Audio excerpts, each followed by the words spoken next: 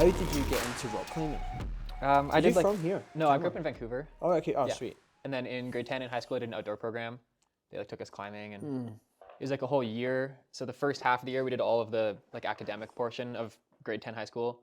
And then the second half of the year was all outdoor stuff like climbing and hiking and Yeah. backcountry skiing. Yeah, I met a bunch of guides and just started climbing. I got a cheap gym pass through that program, and so I just kind of kept going. Yeah, because I don't think we have that in the we definitely don't have that in the UK. Like, I can assume that because we obviously live in Camel and Banff, which are like, national Yeah. parks, and like my girlfriend's dad, she wants to be a teacher, so she's kind of been involved in teaching stuff a little bit here, and she's like, oh yeah, like they do like outdoor classes, but not Yeah. like outdoor class like, we had classes outdoor in the UK where you Yeah. would literally take your books and go outside, Totally. but like I assumed it was just in the national park that they did that, but they do that in Vancouver as well. Yeah, it was that one specifically was kind of like a niche program because it was a full year. Yeah. But yeah, I remember going on like skiing field trips or whatever, just because we live yeah. right in the mountains. That's so not the UK. Yeah. So, and straight off the bat, were you like, this is what I want to do? No, I hated it. I hated climbing, actually. I was terrible at it. I was like quite out of shape, and I only went because I had this cheap gym pass and my friends were going. And I didn't end up liking it until I got better at it, like maybe 6 months in or something. Oh, okay, right. 6 months is still like quite a Yeah. short period of time. Yeah. Figured it out pretty quick. But And sorry, what age were you at that point then? I would have been 16. Okay, sweet. Yeah. So not even like crazy young either. Not really. Yeah. No. I think it's like when you meet someone who works in something, you Right. kind of assume that like you're like, oh, you must have done this since you were like 2. No. I mean, I grew up in Vancouver, so like close to the mountains. We go skiing like a couple times a winter and go hiking and stuff in the summers. But yeah, I didn't really get into that stuff until later in high school. And did you get into ice climbing at the same time? No, ice climbing was like years later. Is it? Yeah.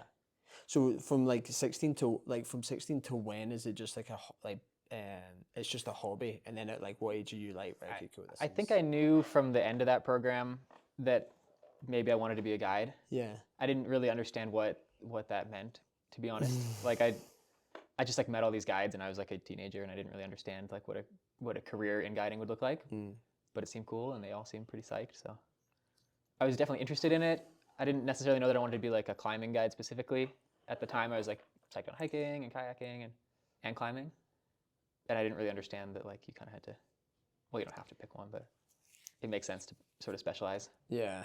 Yeah, because I think especially out here it seems that like you kind of like do the rock climbing in the summer and then, not you specifically, but like a lot of people do like rock climbing in the summer and then because obviously the season here. Totally. You can't really like kayak all year round. Yeah. And I'm not like I'm not a kayaker. Like I don't like kayaking anymore. But at the time I was like, oh, this is cool. Like that's quite cool. Like, so do you think from like quite a young age you were like, you had like the idea of like, right, cool, I do want to go in this direction? I think so. I think by the time I finished that program, I was pretty sure. I was like, I had been interested in computer science actually originally. That was like the big plan.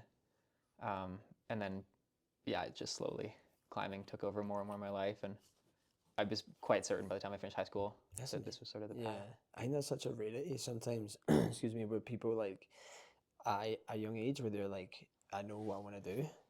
Because I was like my sister was like that. Like she wanted to do theatre, and she loved it, and that's what she's gone on to do with the rest of her life. Whereas like I wasn't like that. Like I loved, I don't even know what I loved, but like I just mean in the sense I was like a young guy. Yeah, right. Where I'm from anyway. Like I loved going out. I loved like football. I loved like, but I didn't have like a thing where I'm like, who I know.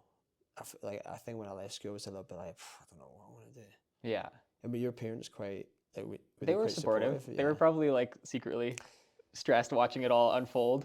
But they were happy to like. Yeah, they were super happy. Like they would drive me to Squamish and drop me off on Friday night, and then pick me up Sunday evening before I could drive and let me climb for the weekend. Yeah, that's amazing. They were very supportive. Yeah, your mum and dad are incredibly supportive people as well. But they did come from an older mentality of like you go to school, you go to university, you get a job.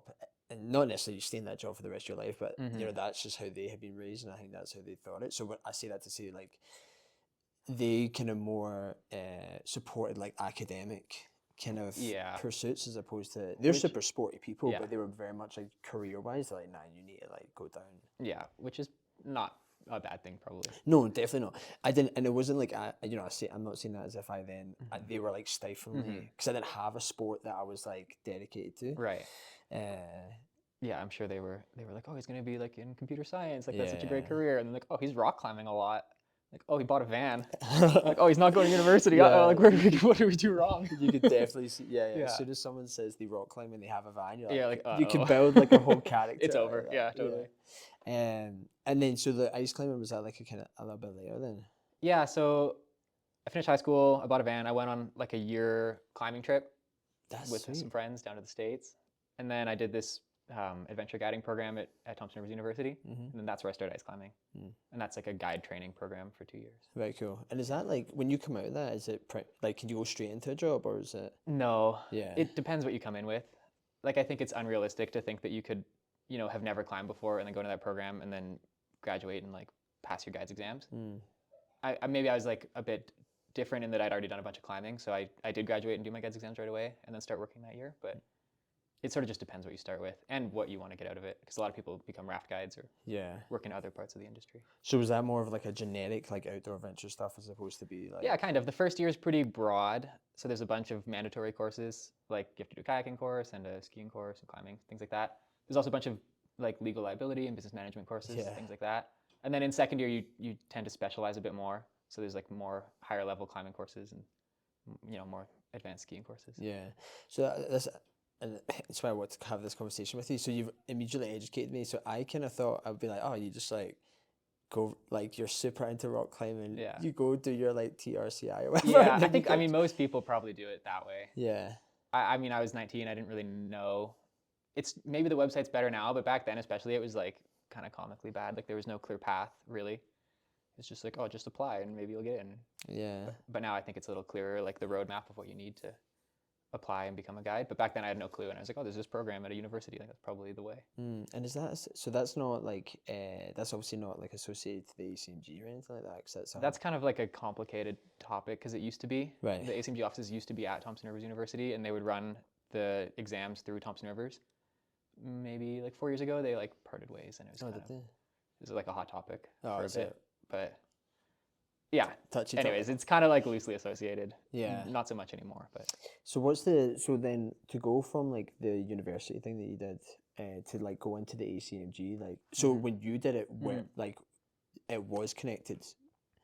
Yeah, I think the year after I did my first guides exam is the year that they like split ways. Yeah. It didn't change a whole lot except things kind of just got more expensive. Yeah, that always seems to be the case. Totally. Yeah. I mean, it's probably gonna happen regardless, but. Yeah.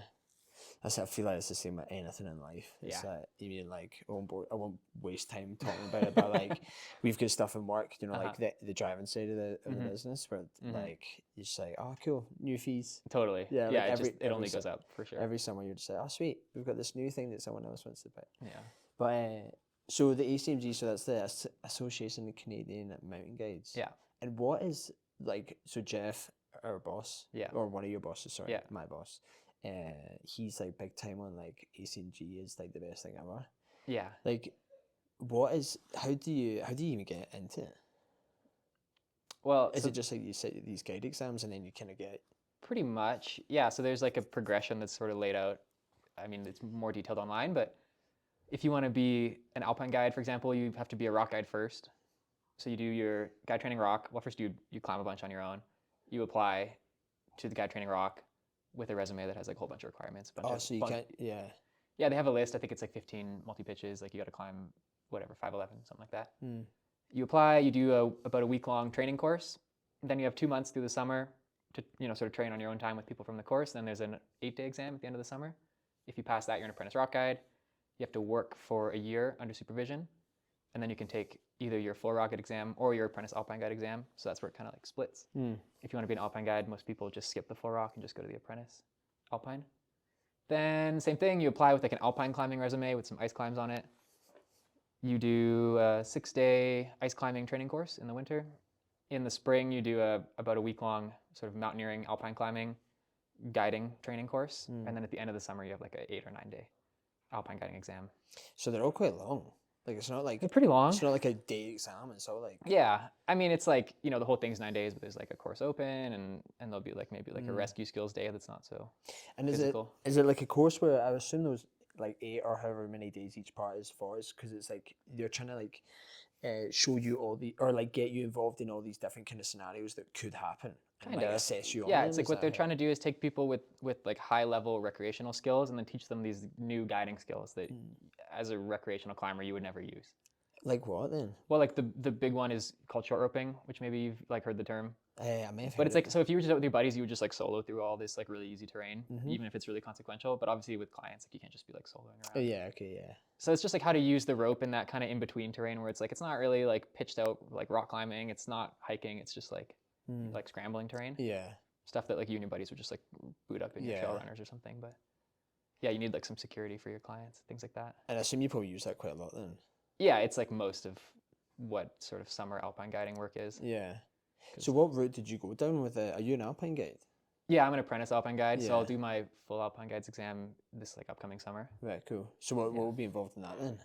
Similar thing. So at the apprentice level, the exams there's like a fair bit of coaching involved on the exams, you know, especially for like trickier scenarios or like maybe more niche like situations you might get caught in. So they'll coach kind of the trickier things. The standards are just a bit lower, under the assumption that as an apprentice alpine guide, you'll be working under supervision. So you do have somebody to ask these questions. And then as a full guide, you know, obviously there's not supervision anymore. You're kind of out there making decisions entirely for yourself potentially. So the standards are just like a little bit higher on the exams. What's that transition like, going from being like supervised to being like, right, cool, it's me? I don't know. We'll find out. Oh, right. Yeah, I'm still an apprentice, so Oh, we'll okay, find out. cool.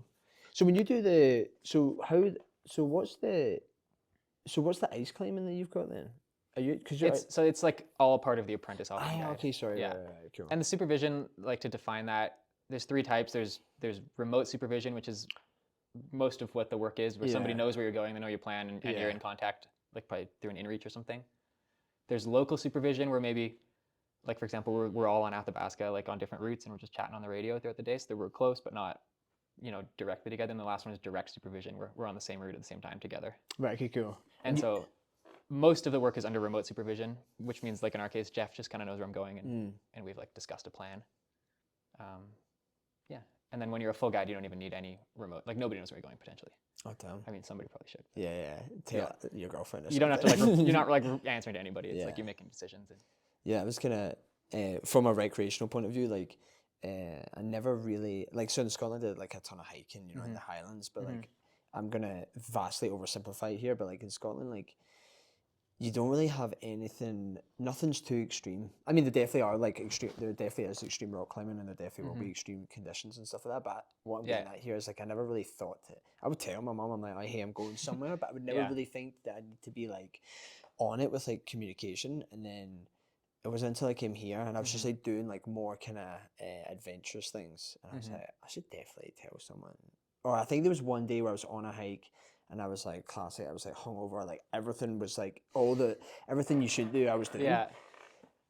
And I remember like halfway through the day, I was like, I don't even know if anyone knows I'm here. Yeah. Right. And I was a little bit like, oh damn, yeah. Yeah. It's like snowing. Yeah. Getting But then dark I mean, that was I was literally by myself. So Yeah. I see that in the sense of like the only person that was going to be affected was me. Whereas obviously if you could guess, it's like a different. Yeah. different And depending on the responsibility. activity too, like. And do you find like, so I always say this about my job, like the best and the worst thing about it is the customers. Some people are I don't forget, I've got something from you for a guest. Sorry. Totally. So yeah, some guests are amazing, and Yeah. then some people aren't. Yeah. And it's kind of hard, Yeah. especially when you're supposed to be like very customer facing. You know, like I think that can be like quite a tough one as well. It can be tiring. Yeah. Although to be honest, I think like alpine climbing and rock, like it's pretty blue collar, you know, like it's not, people aren't too spoiled. They kind of know what it's going to be, at least a little bit. Like they're there to do something challenging. And Yeah.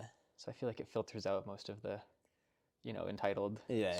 really spoiled kind of touristy types that you might encounter around the national parks. Yeah, I think people are pretty cool for the most part. Yeah, I think it was the day that you were working. I think you were working where there was like you were ice climbing last season, and there was a couple that were like, we're supposed to meet at 7:45. I think at this point it's like 8:05. And I called them and I'm like, hey, where are you? And they're like, oh, we're in the queue at Starbucks. Oh, totally. I do And remember was that like- actually. Yeah. And I remember being was like, these unreal. people are going to be assholes. And then they turned up know, and they were super nice. sweet. I know, I was totally. just, Everybody's always so nice. Yeah. It's so hard to like, you want to be mad, but you're like, I don't care.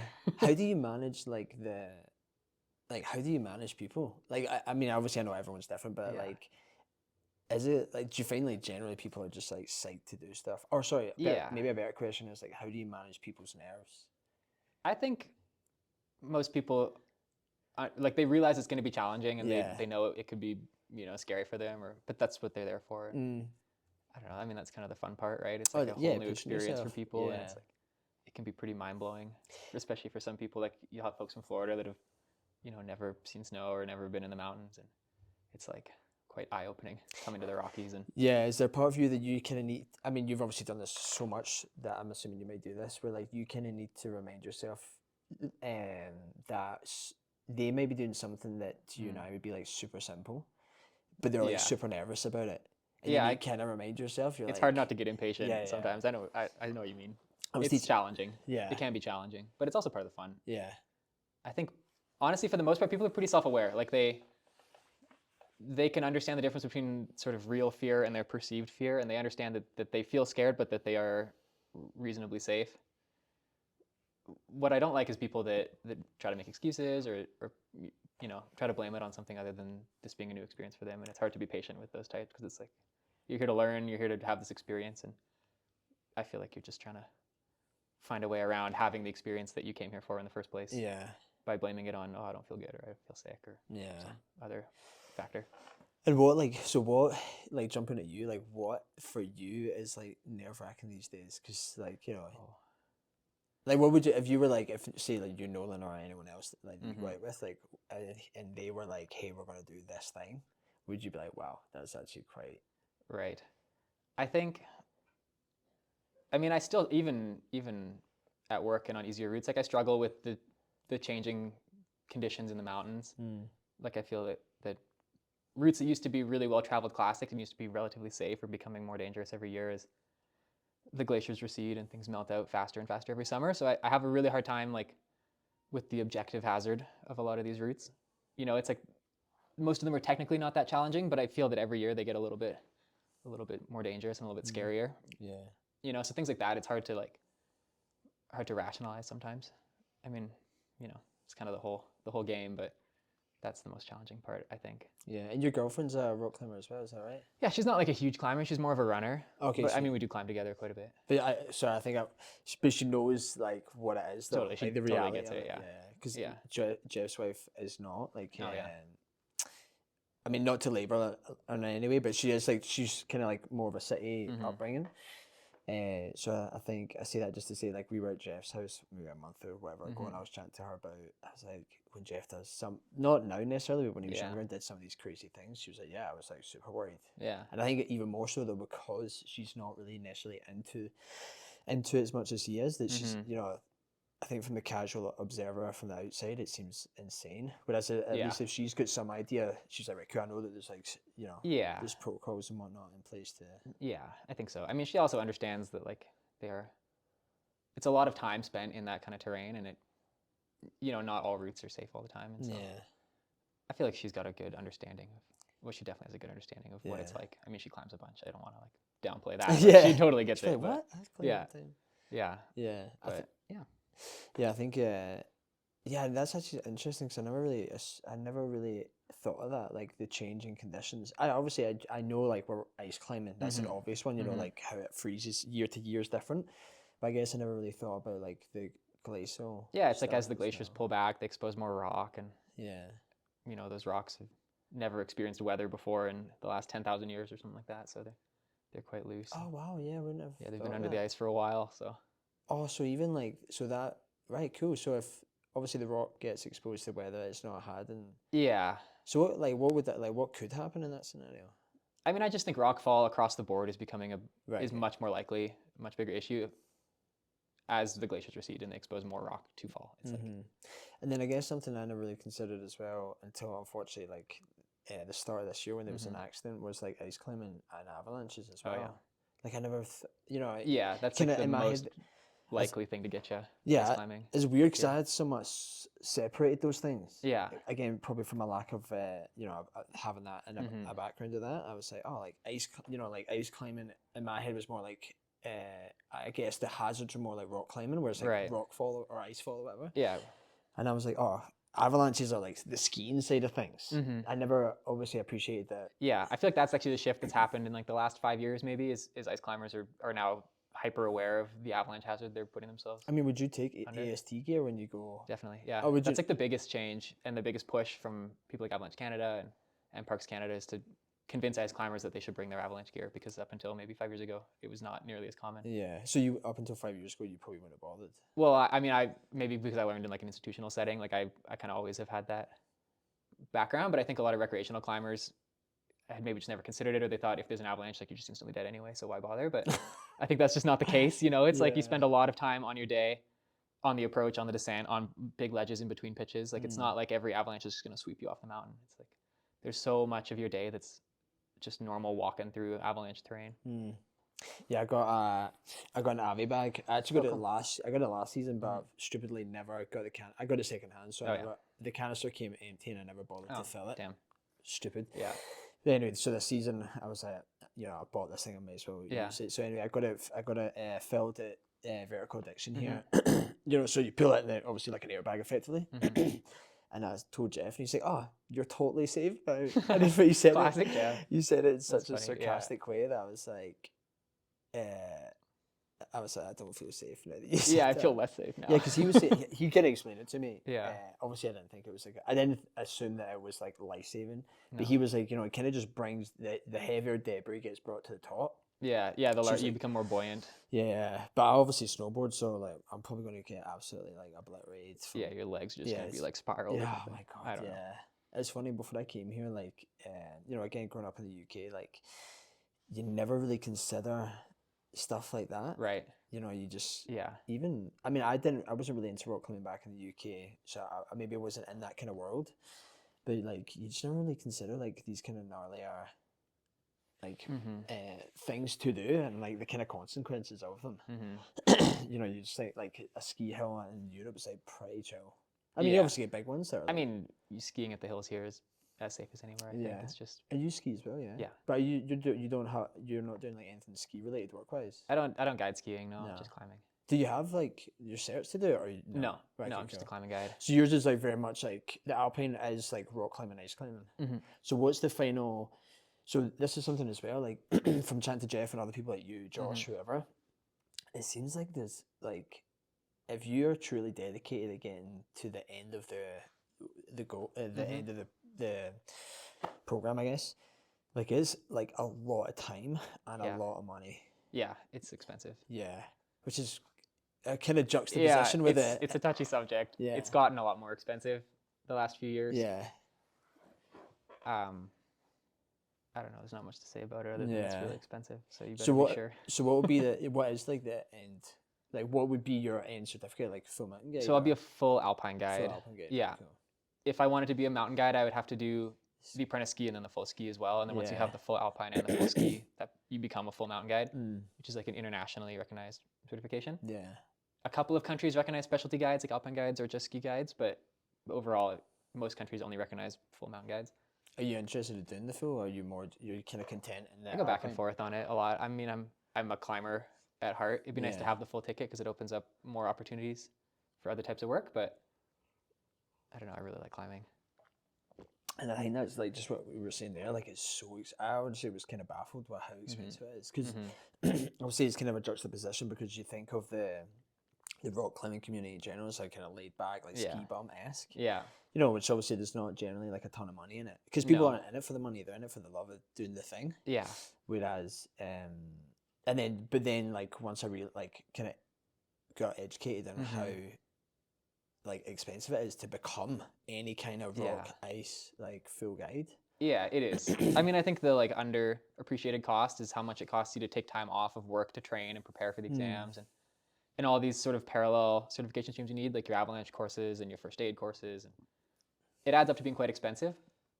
That said, I think that there's like a bit of a myth that guides like don't make any money, which maybe used to be true and maybe is still true in other places. But I think in Canada, because it's so heavily regulated and because there's so many barriers to entry, like to guide in the parks, you have to be certified. You can't just like go guide. Parks wouldn't let you, and you wouldn't be able to get insurance. I think that wages tend to be like fairly reasonable for the most part. Yeah.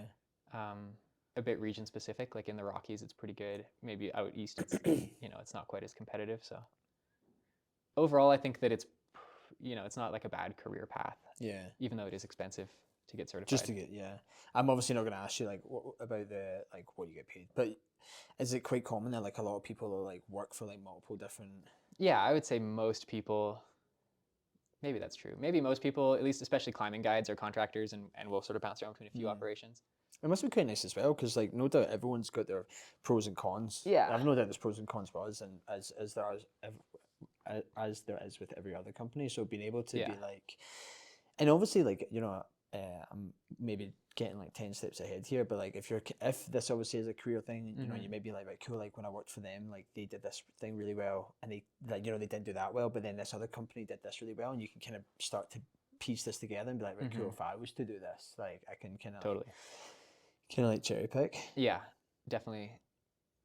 I mean, to be honest, I think my niche is climbing and specifically like maybe at a fairly high level, and I think what I would like to see is more people marketing to the local sort of climbing scene, especially in Calgary. I feel like it's kind of an underappreciated demographic as far as specific guiding products. Like I don't see a lot of people offering products for those folks, so I would like to see more of that personally. I think a lot of people have their eyes set on the tourists and the volume that comes through Banff, but they forget that there's a city of over 1 million people right there full of climbers. Yeah, definitely. I mean, that's in my job, it's all tourism, really. Like I know when I first started working with Jeff like 3 years ago, like we did have more local orientated programs, but honestly, they just never really like took off. Yeah, we obviously got inquiries and stuff like that, and we worked, I think, with a couple of schools, but yeah. I mean, I think that maybe is the bubble of Banff. Is like partly. I think the scene's changed too. Like in the last 5 or 10 years, climbing's gotten way more popular. I mean, 10 years ago, it was unfathomable it'd be in the Olympics, and totally now it's crazy. I know.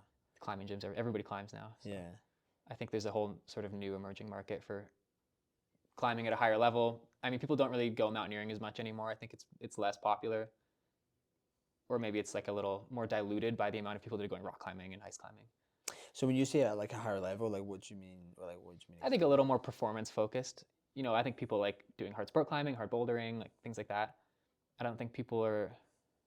I see a lot of guiding products created for people that want to go scrambling or mountaineering or like slog up and down these giant walkable glaciers. But I think that people are underappreciating how many folks in Calgary just like want to go do hard rock climbs. And I also think they're a lot safer. It's really appealing. Are they? Yeah. For sure. Safer how? I mean, it's just like you're attached to the mountain. They're steep. The rock's clean. The falls are much safer.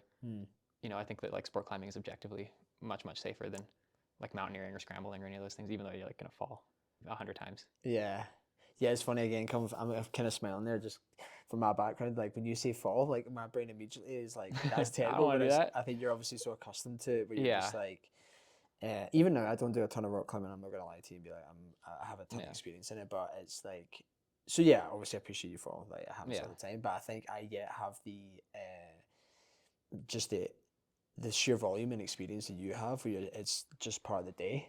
Like, well, if I do, I'm just like, yeah, and then I'm like, oh, cool, this is what happens. Like, so I used to live in Squamish and guide there, and the guiding scene is really different. Like, it's much more like what I'm talking about, where it's sort of aimed at rock climbers that want to, improve their performance and climb at a higher level. So there's lots of, more advanced sort of rope rescue clinics. There's lots of like red pointing and sport climbing tactics clinics. And then the fear of falling is like a huge product that people sell on the coast. Just like how to not be afraid to fall sport climbing. And oh, dude, I should definitely do that. I don't see anybody offering anything like that here, and I don't know if people have tried. Yeah. And it didn't work or what, but I don't see that. I don't see a reason why it's so popular in Squamish and then nobody offers it here. So what does that actually involve? Is it kind of like just fucking constantly pushing you over the edge? It's like fall. Almost. I mean, not like it's kind of like a complicated topic, but is there like a more mental aspect of it? Like dealing with it? I mean, so there's like a bunch of different ways to approach it. I think probably the sort of most effective is not like pushing you, climb way above the bolt and take big whips and like, oh, you'll somehow not be scared again. It's if your comfort zone is climbing on top rope and letting go on top rope, and that's like the limits of what you're comfortable with, it's pushing just a little bit further. So maybe you are on top rope with a little bit of extra slack and then you let go. And working up to maybe you are sport climbing on lead and you let go at a bolt, so you're not really taking the lead fall, but you're getting closer and closer and growing your comfort zone from like right on the line of your comfort zone. The way the mind tends to work is every time you make that connection in your mind, those neural pathways become stronger. So if every time you climb with a bolt and you get really, really scared, that connection between climbing with a bolt and getting scared is just getting stronger. And so letting go and taking a big fall, even though you're really, really scared, isn't actually going to help you. So you got to try to deprogram that. Yeah. And associate letting go with not being scared. So top rope and then some slack and then out a bolt and then a little bit above a bolt and then work from there. Seems to be the most effective. Yeah, I had the exact same thing actually when I got into like Muay Thai. Oh, cool. Like totally different thing, but like it does not that different, well make though, sense sure. to say. So I say that in the sense of like, I got into a couple of years ago. I actually been doing it recently just because I had an injury, but I was doing it for like a couple of years, and then but like the sparring, like it kind of scared me a lot, but it was because like I'd been in fights when I was younger.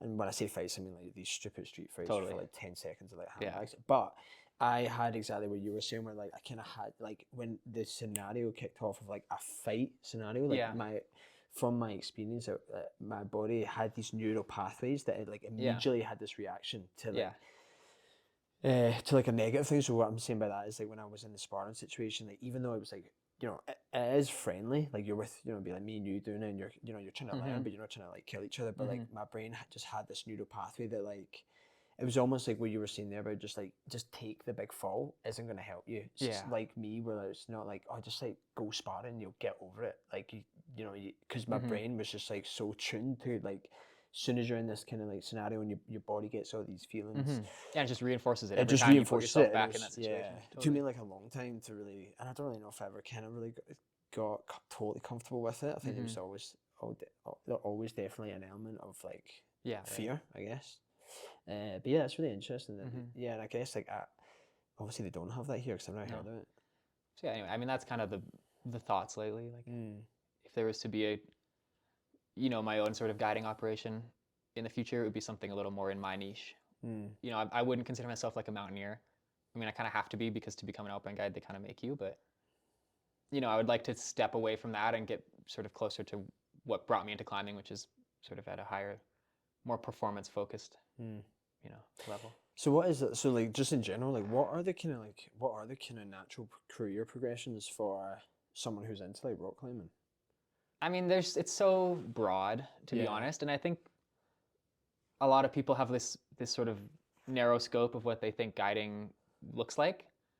But if you just sort of expand your mind a little bit, like there's so many guiding adjacent career paths you can use these certifications for. Like the last bunch of years, I've been doing a lot of work with TV shows. Yeah, you were saying that. Yeah, like behind the scenes, doing safety work and rigging and like some rescue work for adventure reality TV shows. Like, has that been pretty fun? I would assume it's been very fun. Yeah, it's quite fun. Pays bills. It's consistent. Yeah, and it's like completely different than alpine guiding, but in a great, like it's really fun. Yeah, different how? Well, just I mean, I'm not guiding people really. I'm behind the scenes. We're there to just sort of assist with the production of the show, and it's almost like the opposite of guiding, because when you're guiding, you're like trying to take care of people and make sure everybody's okay, and then on these reality shows, like the producers are just like abusing these poor cast members. Like, oh really? They want them to cry, like they want the drama, right? Like it's like reality TV, It's like they want to beat them down a little bit, and so you're just like, are you guys okay? Yeah, it's quite fun. Yeah, or it can be. Sometimes it's quite boring. Yeah, no, I think that's and I remember you saying that the other day about you'd kind of been working on films and stuff like that, on the TV show, sorry. And yeah, I think you do, or not you, but like people like me, I would be like, oh, like rock climbing, you must be a rock climbing guide. You don't really, again, just because I'm not truly in the world, you don't see that it has all these like broad avenues. Because I remember looking at a job, this is like before I was with Jeff, I was looking at a job in the UK, and it was with a company called like, I can't remember, but there's a guy called Aldo Kane. He's he's kind of like well known. He's kind of like in the film and TV in the UK. He's a Scottish guy, former army guy. But he's done a bunch of like, I'm trying to think, like kind of like David Attenborough-esque, but a bit more like extreme. But his company's actually effectively what it sounds like you just did, where it's like rigging for like, he's actually turned into a presenter himself, but like his main company was doing the like rigging and all that stuff. Yeah. Because I guess you never really, you wouldn't really think about it. It's every big industrial project, like highways and pipelines and mine, they all have avalanche forecasting teams, and they'll have mountain safety teams, and those are almost entirely guides. Yeah, well, my cousin who came here, he was a rock climber and he got a job as like a window washer, but like in Vancouver, Totally. like in the city. Yeah. That's my Yeah, there's like all these guiding adjacent careers that are super interesting and you know, fun in their own ways.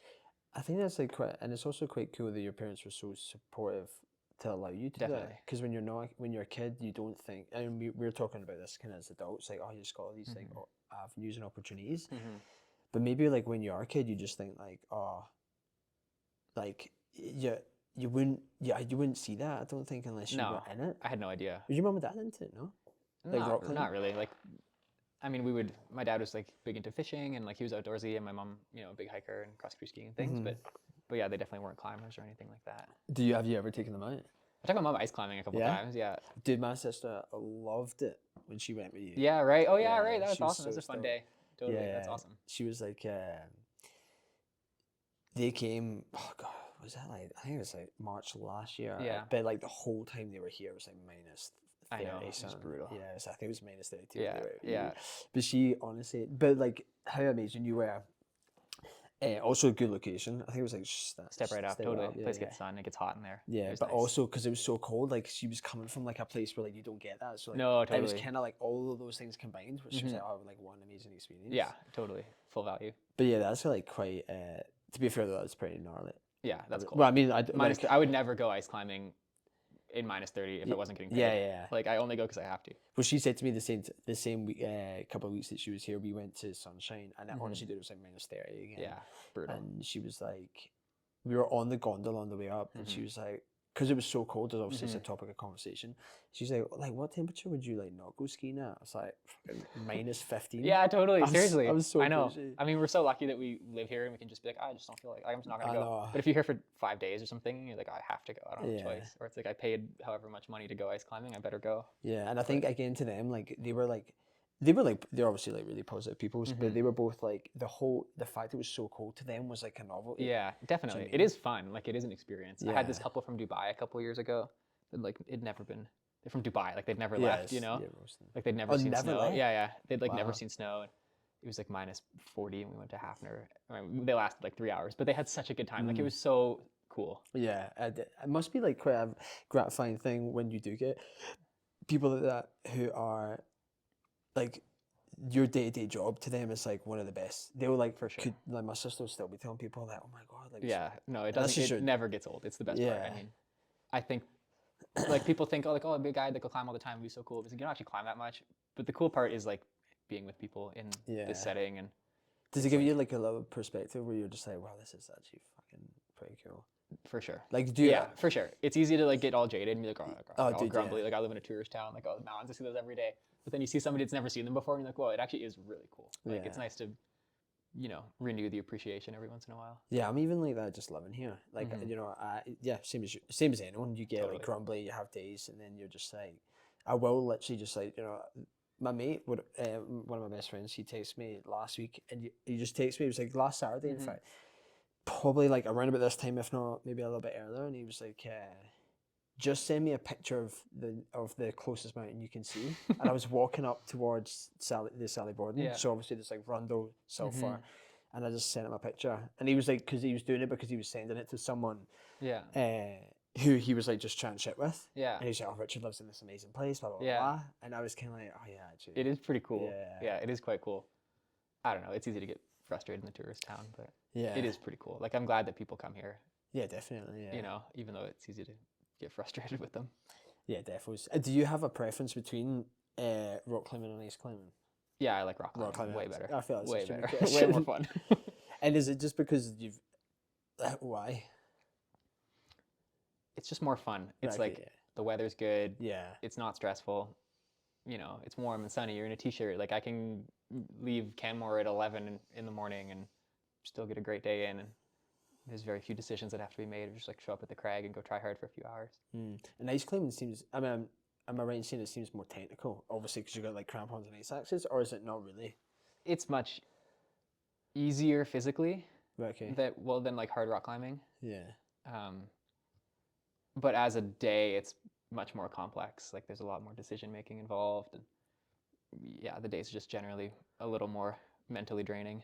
Yeah, I was watching when you were saying it's like you're saying it's not that technical there, but I remember there was a guy I was watching on YouTube. This guy who is a rock climber. He's super famous. You 100% know him. His name's like Magnus something. Oh yeah, He's got blonde yeah, hair. yeah, totally. He I've watched him. I do watch like a few gym bro things.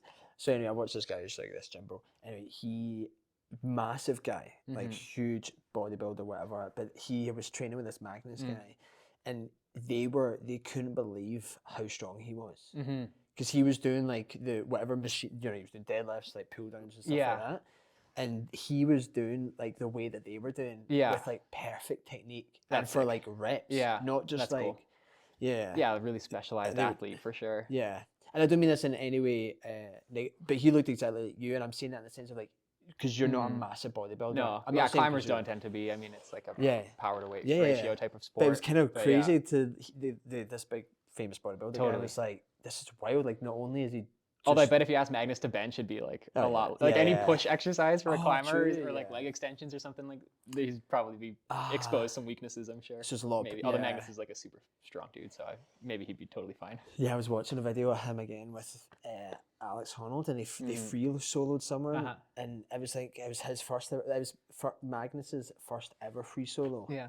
And I remember just being like, that is mental. That obviously it's like mental, like free solo in itself is kind of like obviously quite it's quite crazy, but the fact that he like what he was free soloing, it wasn't like like the height of this room. It was like quite a significant height, to the point where like I guess that's the whole part of it. But I was like, that's crazy that he was just so trusting of Alex Honnold. Yeah, and it's funny because Alex Honnold throughout the video was like, they both got cameras, and Magnus is like, when he stops, he's kind of like not clinging on for dear life at all, but like he's secure. He's nervous, yeah. Whereas like Alex Honnold's like above him with the camera, probably just standing there. It's kind of like wild, yeah. That's cool. And do you have like when it comes? Do you feel like you have like quite a what's the word? Your amygdala. If I was being like super scientific about it, right? Like your amygdala doesn't like fire. No, I don't think it's that complex. I think it's like anything, like certain stimuli, if you're exposed to it enough, you get used to it. I also think just logically, I understand the risks very well, Like, for example, that free soloing video, it's like it's a really easy rock climb. Like, they're just not going to fall. The one that they were doing? Yeah, you know what I mean? It's like... I think you meant the one that Alex did. No, that's definitely not. Yeah. Have you ever free soloed? Lots, yeah. Have you? Yeah, in Squamish, not so much here. I mean, it's just like the rock is good, and it's like splitter cracks, and you're not just gonna like magically fall out of it. It's like, I mean, I'm sure you've done some like trail running or hiking where it's like if you fell, you might die, but probably it's like, oh, I'm on a trail, I'm not gonna fall. But it's like, well, like where's your how skinny does that trail have to be before you're not comfortable anymore? And everybody's got like a different point, and then. I mean, I'm sure you've done some scrambling where it's like, oh, you definitely don't want to fall. And when you do the free solo and stuff, do you feel like is it like more enjoyable because you're like so locked into it? It's just. I've never done like a super hard ones or anything like but it's fun at the end of a day. Like throw the headphones in, like quickly romp up something easy, feel really secure. And it doesn't have to be hard. It can be really easy and just like get a little fitness in the evening before. The sun goes down. So do you do anything, like any training specifically for rock climbing that isn't just rock climbing? Yeah, I actually just hired a coach for the first time. No way. 1 week in with this guy. Oh, nice. Me too, but something totally different. Yeah, so what do you, is it kind of like strength and conditioning stuff? Yeah, like, I mean, we're only a week in, so it's kind of just been feeling it out a little bit. And yeah, we've been chatting lots about how the workouts have been feeling, but I've been going to the gym here a few times, a couple of days a week in the climbing gym, adding in a little more cardio. Oh, nice. Yeah, I think it's going to be really good for me. I mean, I've in the past like loosely followed some workout routines and things like that, but I never stick with them for very long. And I think I've gotten good at climbing just through climbing a lot. But I'm excited to, get actually properly strong. Yeah. I think I have really strong fingers and good footwork, and I've kind of been able to sneak through with just that, but it'd be nice to be properly strong.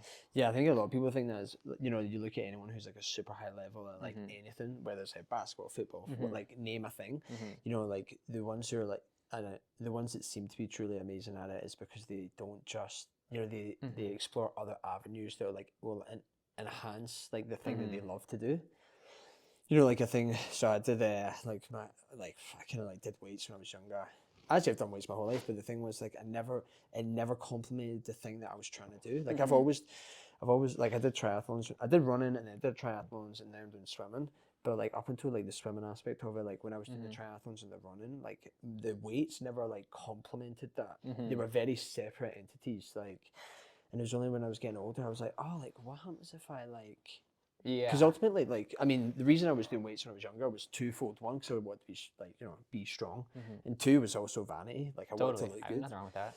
Whereas now that I'm kind of past that Yeah. stage, Right. I'm more just like, right, okay, now I want, and because I've injured myself a few times, multiple times in fact, and it's always been weights. And I kind of like the last time I did it, I was like, why am I even, I don't even know why I'm doing these Right. weights because it's not helping me with my running or my swimming or my whatever.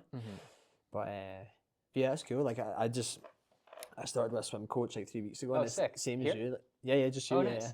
And it's the first time in effectively my adult life that I've had like a coach, and Yeah. it's kind of nice almost to be like you tell me what to do. 'Cause I Yeah. don't really It's know. been amazing. Yeah, yeah. I love it.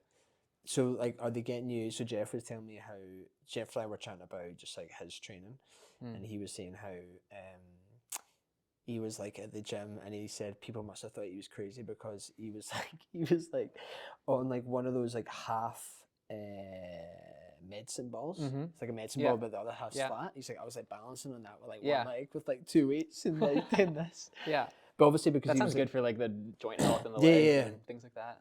And I think he was saying because obviously rock climbing, you're kind of in these like nuance. I don't know if that's the right word, but these kind of like unique positions a Yeah. lot where you're like it's a lot of, like stability on like Yeah. awkward. Definitely.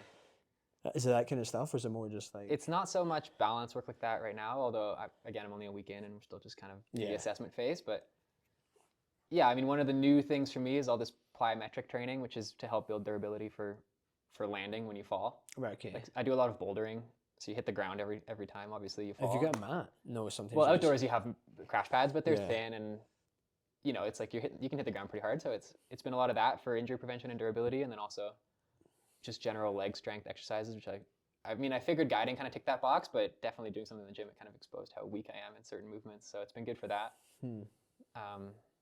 Yeah, we'll see where it goes, but Yeah. I think it's going to be really good for me. So it's also like quite humbling as well. Yeah, absolutely. Yeah. Yeah, like bench pressing for the first time in 10 years. I'm like, oh, I'm terrible at this. Yeah, no, like I'm no. really weak at push exercises. Like I've neglected like training any sort of opposition. All I really do is pull hard in the gym.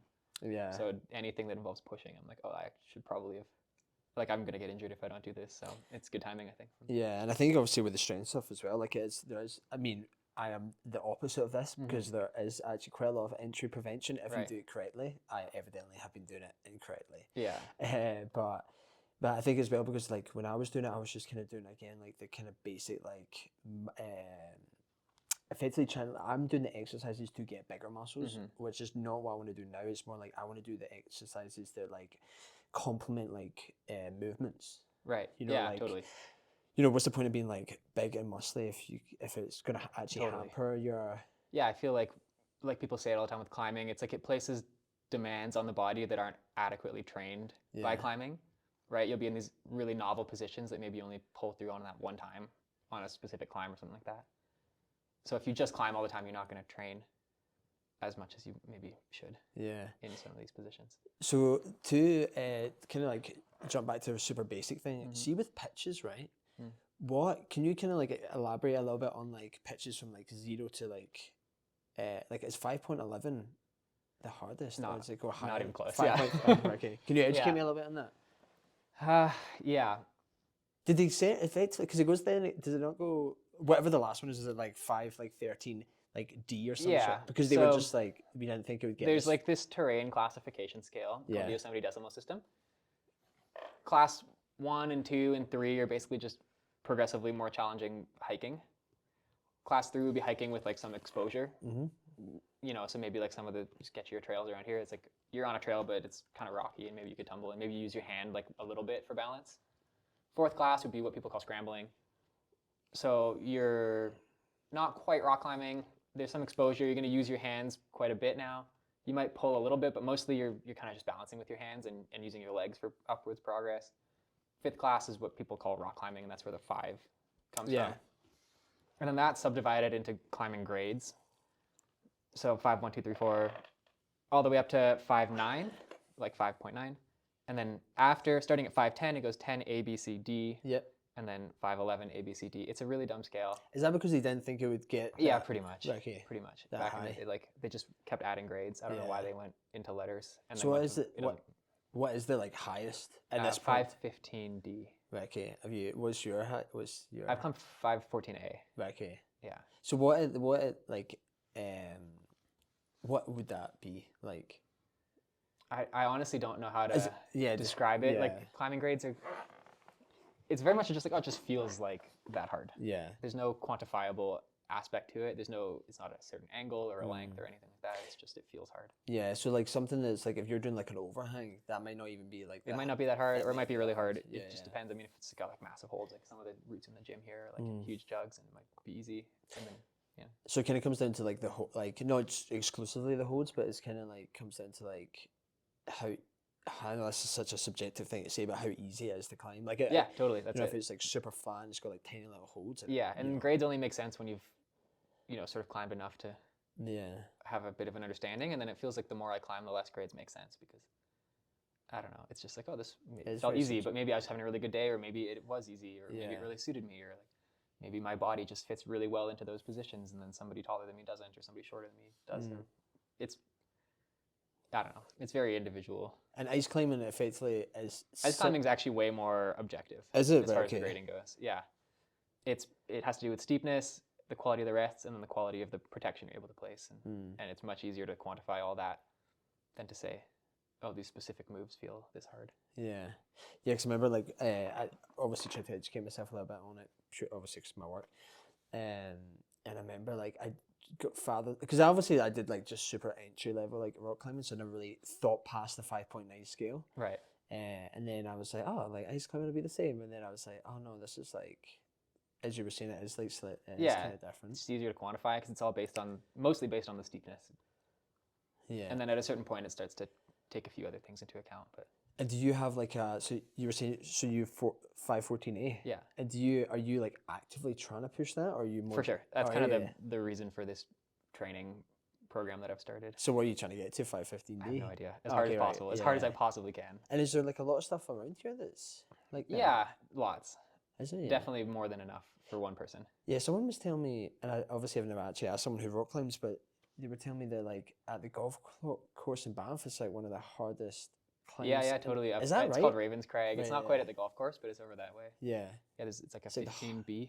Like, all right, okay, cool. Because I've been telling people that for years. Yeah, it's like on par with the hardest things in Canada. Yeah, because I've been telling people up there with the hardest in the world. You know, when you just like, I've just honestly just been regurgitating what someone else has told me, and I'm like, because I remember telling like when I was a snowboard instructor in Norway, like the big chair. We got told, they were like, this is the oldest chair in North America. Is that true? No. Oh. No, it's not. Because I Googled That's it. hilarious. But I told people that for like a whole... That's awesome. Probably even longer. Yeah. You know, I was like, oh, let's go to the oldest chair. And then I remember Googling it one day. Just be like, oh, I wonder what the other ones are. Dude, it wasn't even like the top 10. That's hilarious. Yeah, obviously it was just... Yeah, so anyway, someone was like, yeah, it's got like one of the hardest rock climbs. Yeah. And I yeah, guess it's called Canada. Fight Club. It's 15B. Oh, really? Yeah. Yeah, there's one other 15B in Canada, or maybe two others. And I guess that doesn't even... it doesn't necessarily even need to be that... It could be quite short and crazy hard. Yeah. Like it doesn't need to be totally. like... That one's like 25 meters or something. It's fairly long for the area. And see, multi-pitch again is like multi-pitch effectively like where you climb up to a pitch, have a rest point, climb up to another pitch, have a rest point. Kind of. It's like your rope is 60 meters or maybe 70 meters or maybe 80 meters now. Yeah. It's just getting longer every year. But, you can't climb a 200-meter rock in one pitch, so you climb a rope length to whatever an obvious stopping point is, like ideally a big ledge, but sometimes just hanging off bolts. And then you belay your partner up, and then you can climb up and belay your partner up, and you just inch your way up it.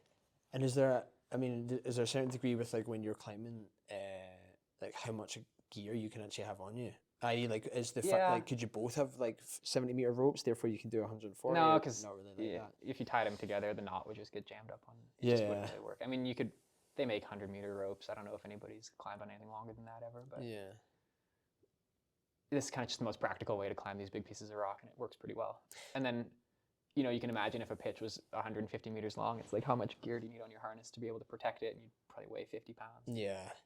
And I think that's the thing as well that I didn't realize was like how expensive it is. Yeah. Obviously we buy stuff for work, and I'm just like, fucking like... Yeah.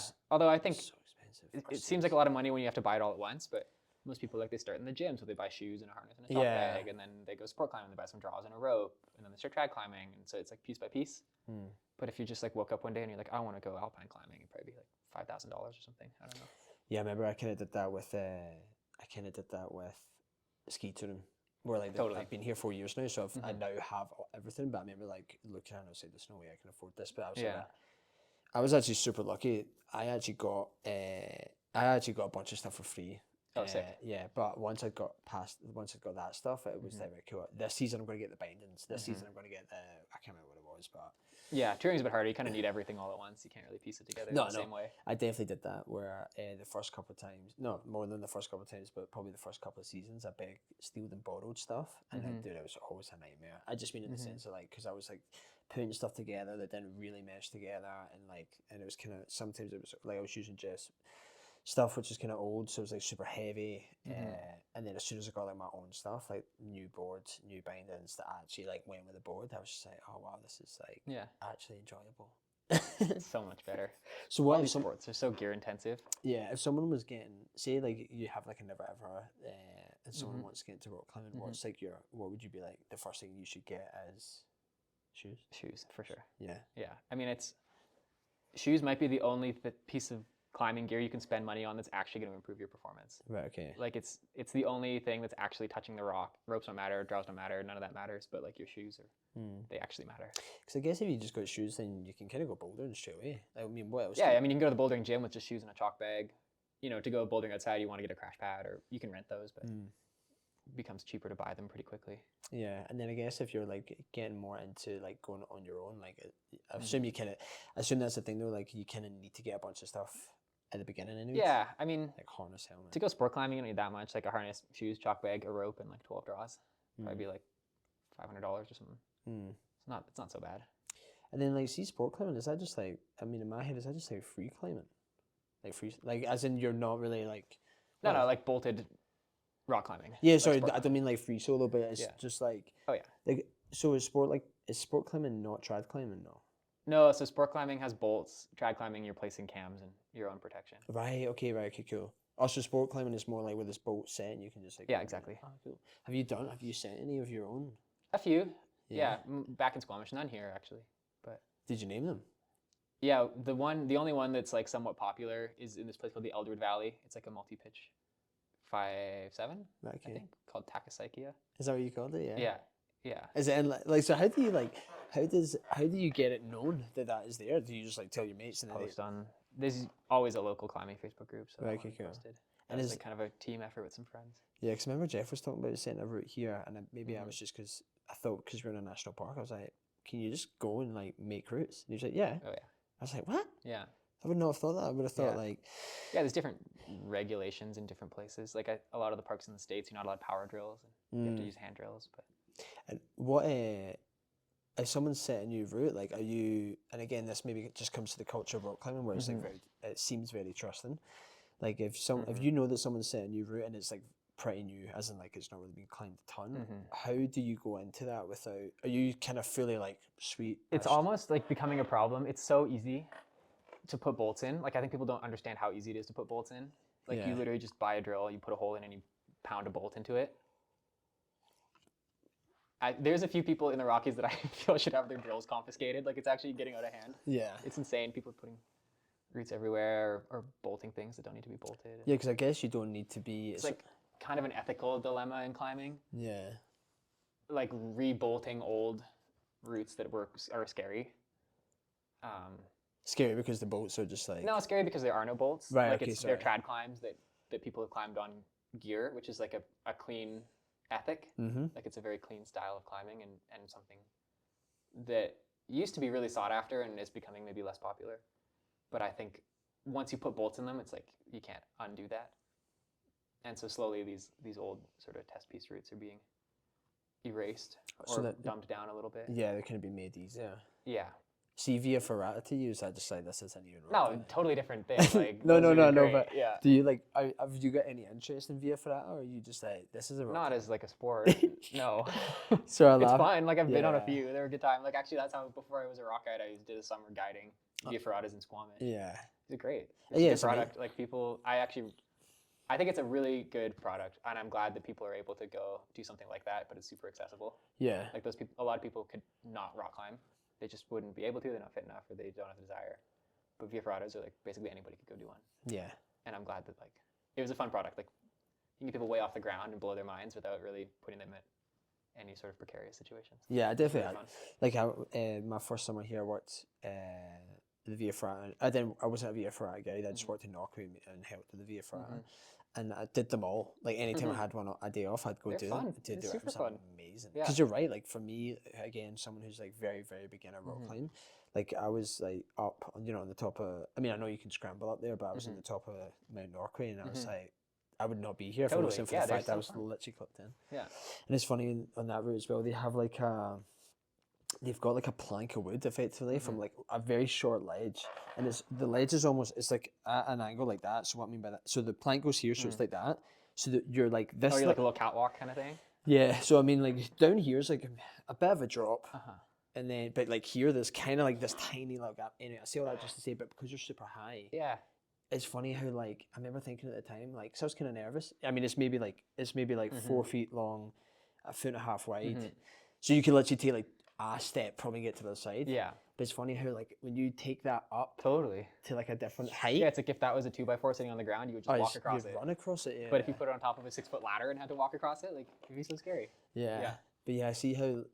Yeah, I guess with the ethical side of it, people are kind of like dumbing down those routes. Like obviously people want to keep it the way it is, and then other people are like, yeah, but you want to make it more accessible to. Yeah, but it's like there's plenty of other safe, accessible rock climbs. Like you don't have to take the few old scary ones that exist and alter them.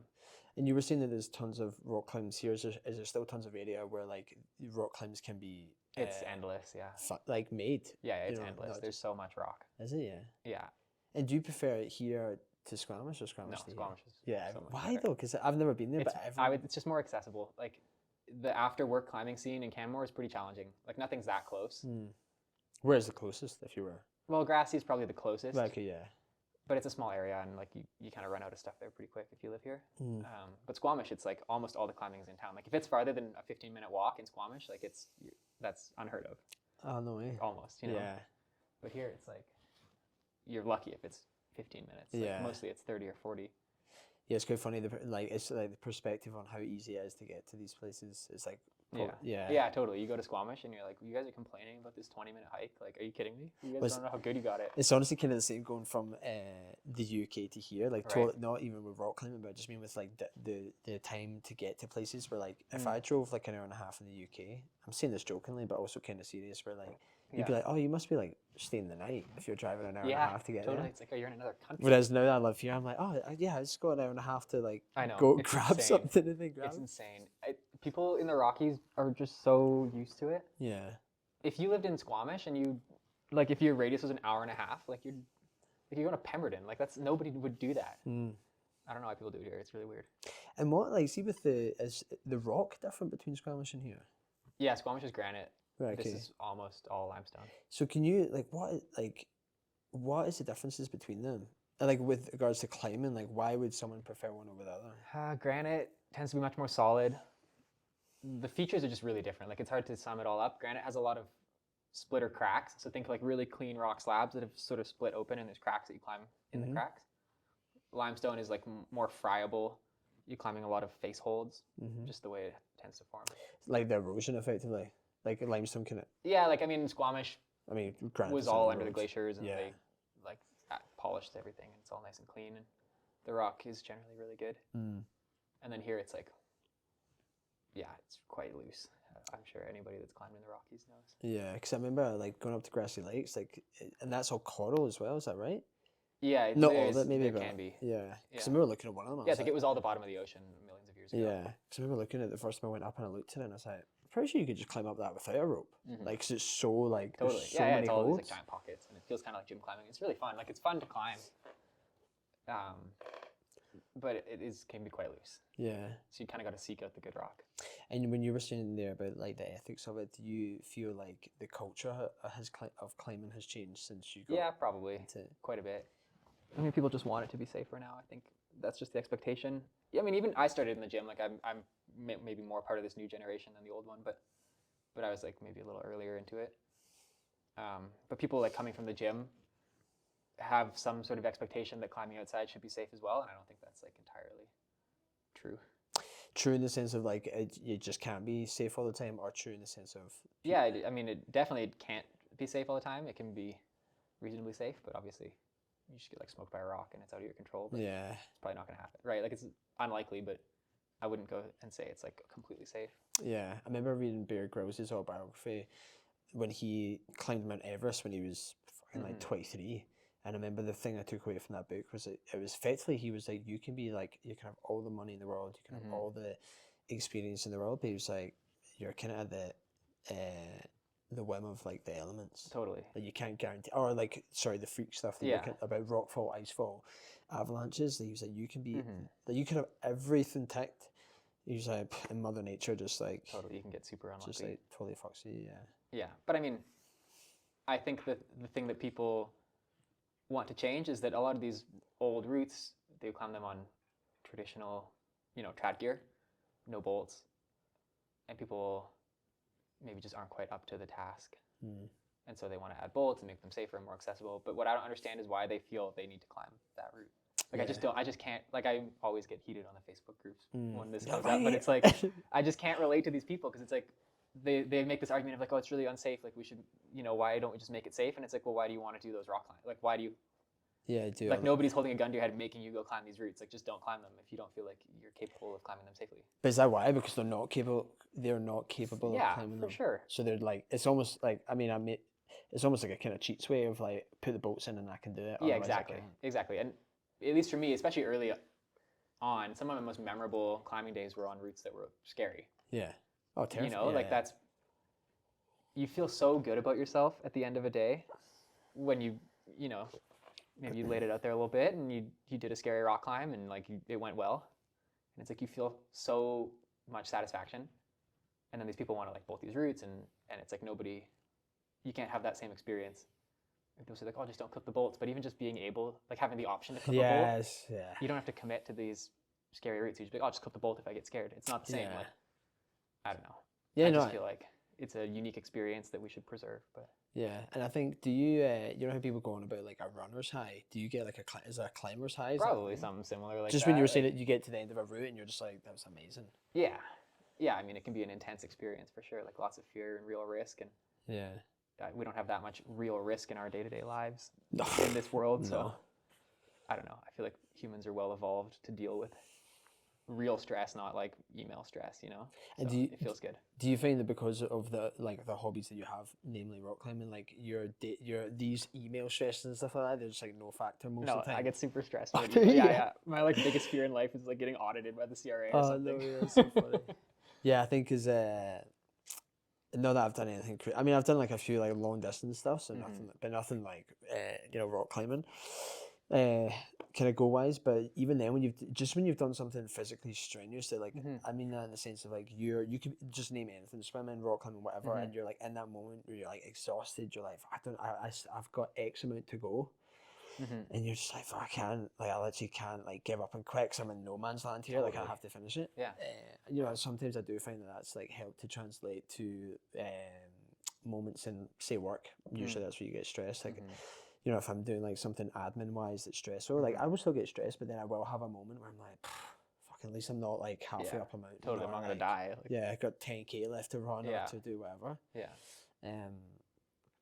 yeah, I could definitely see how, and I think obviously with the like kind of birth of like social media and stuff like this, and like people getting online, do you find like there's a lot of people who have like no rock climbing experience who are like starting to kind of like get into rock climbing and have a bit of a negative impact on it, i.e. the ethics, where they're just like want to do everything for the gram and they're just like putting these bolts in so they can do all this I don't know. Probably.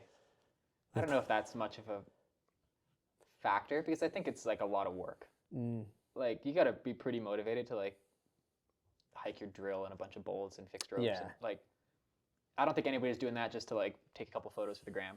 Like that'd be like pretty labor intensive. I think maybe the motivations are more, they just want this different culture of safety around the sport. Which can be a bad, I mean, it can, no, totally. can be a bad thing. Pros and cons. Yeah, Maybe yeah, like my definitely, viewpoint yeah. is becoming more dated, Yeah.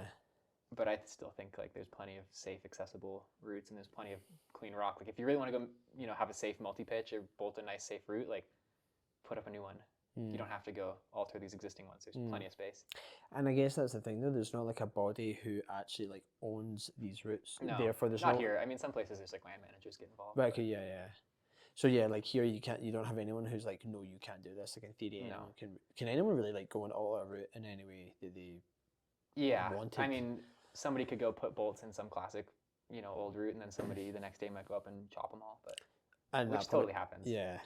And it's like kind of petty, but it's also like part of the fun. You're like, it's kind of part of the fun. Like you like the Facebook drama, like everybody Yeah. likes a good I love Facebook fight. Yeah, I love drama. I just hate being in it. Yeah, totally. I love hearing about Yeah. it from the outside. Yeah, But I just never want to be involved in it. yeah.